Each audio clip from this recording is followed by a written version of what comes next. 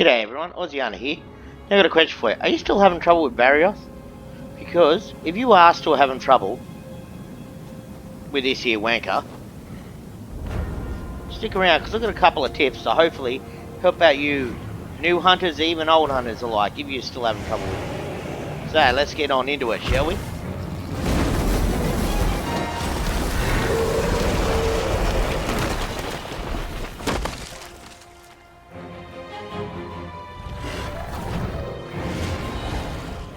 Tip number one. Tip number one is fire is your friend. Obviously water and ice aren't, and dragon and thunder. But all the other elements are 2-star, so they'll work pretty nice too. What you want to do is you want to bring fire, because obviously he's ice and you're going to melt his ass. Okay, so that's tip number one. Now, tip number two. Now obviously you're not going to have this build because this is an endgame build, but this tip is universal across it, right? If you're using something that uses a lot of stamina and you're fighting a Barioth, step number two is blink bright resistance. Because when he shoots his ice at you, it will no longer put ice flight on. So if you're using dual blades and you get ice flight, well, let's face it, you're going to be shit out for damage output because you're never going to be able to stamina to do your demon dance. So, step number two, bring blight resistance. Okay, it will help you out a lot in these fights because this bitch will put it on you. Well, he'll put it on you a lot. Okay.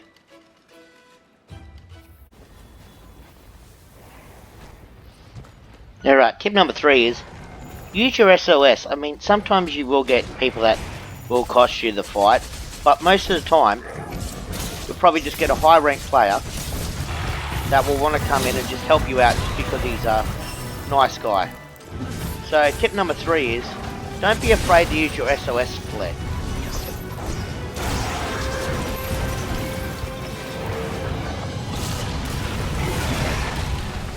Number four is quite simple, right? Trap lock the son of a bitch. It not only does it pin him to the ground, but it opens up a massive damage window. And you can carry up to 4 traps. So carry 2 on you and you can craft them on the mission. So it's really, really effective. Number 5 would be break his path, as you can just see there, because if we break Barioth's path, say for example when he does his lunge attack, he won't be able to grip the ice, and he'll slide around. So he becomes slower. So focus on breaking his path.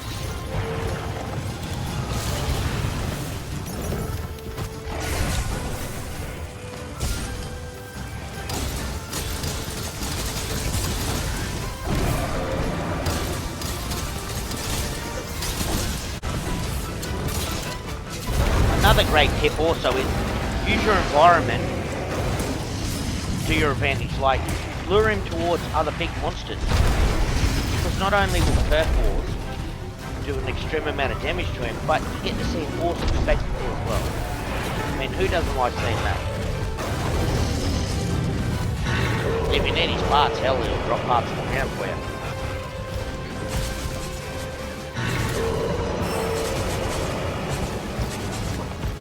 Another great tip that you can do is use your clutch claw. It is a really good weapon for doing some seriously good damage. Not only can you weaken parts, but you can war slam him. And that right there will give you a massive opportunity to do good DPS.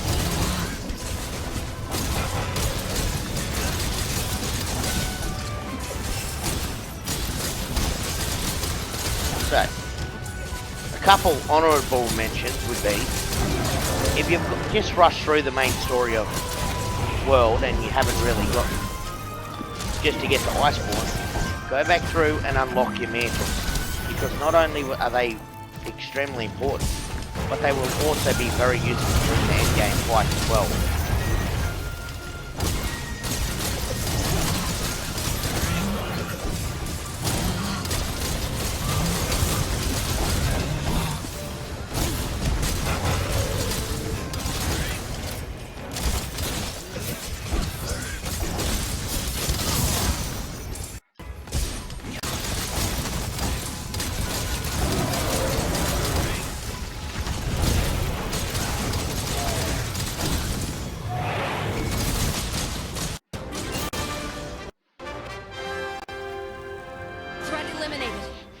find those two and complete our mission. Alright, so to go over what we just discussed during that video, to recap it all. 1. Bring fire, because in this fight, fire is going to be your friend. Because he's 3-star weak to it. Okay? Number 2, blight resistance. If you're using a weapon that uses stamina and relies on stamina to put out DPS, and you get ice blight, your DPS you're going to pump out is absolutely dog shit. So, bring blight resistance, and you won't have a problem with it, because you won't get ice blight. One of the main things I talked about in this video, one of the good ones that I recommended, was use your clutch claw. Not only can you weaken his parts and make it susceptible, make it easy to break, but you can wall slam him. Slam him into walls, because that will give you and your team another really good opportunity to do big DPS. Which brings us to this, trap lock him.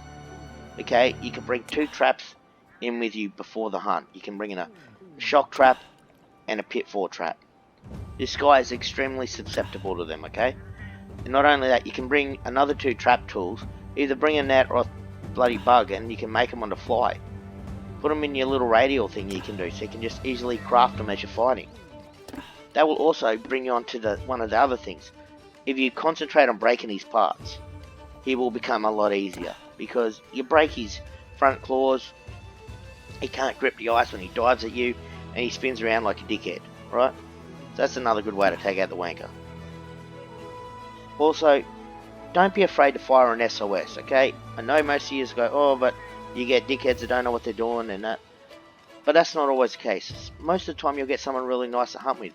You'll get really good high master rank players. They'll come down and just help out, because there's nothing for them to do.